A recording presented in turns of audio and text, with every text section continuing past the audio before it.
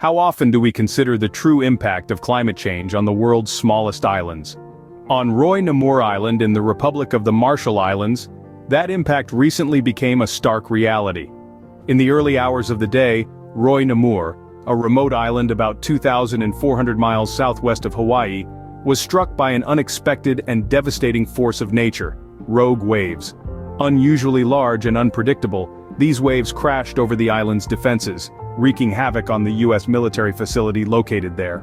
The waves were relentless, flooding multiple areas on the island, including the housing, automotive complex, theater, and chapel. The scene was one of utter chaos, with water rushing in from every direction, swallowing up everything in its path.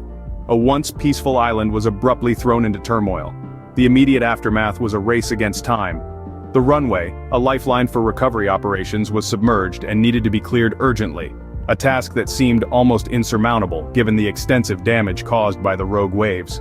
As the water began to recede, the true extent of the damage became apparent.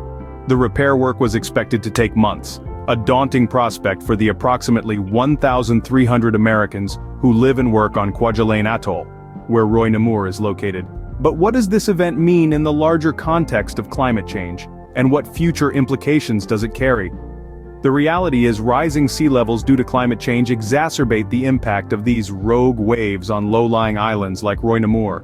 This island is not only home to many, but it is also a key site for missile testing and detection, as well as for monitoring foreign space and missile activity.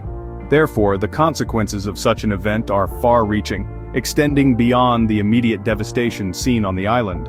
The rogue waves of Roy Namur serve as a stark reminder of the very real and immediate effects of climate change.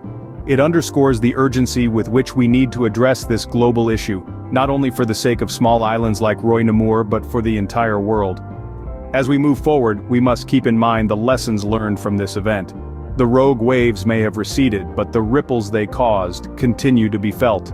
And it is these ripples that we must strive to understand better, to mitigate, and ultimately, to prevent.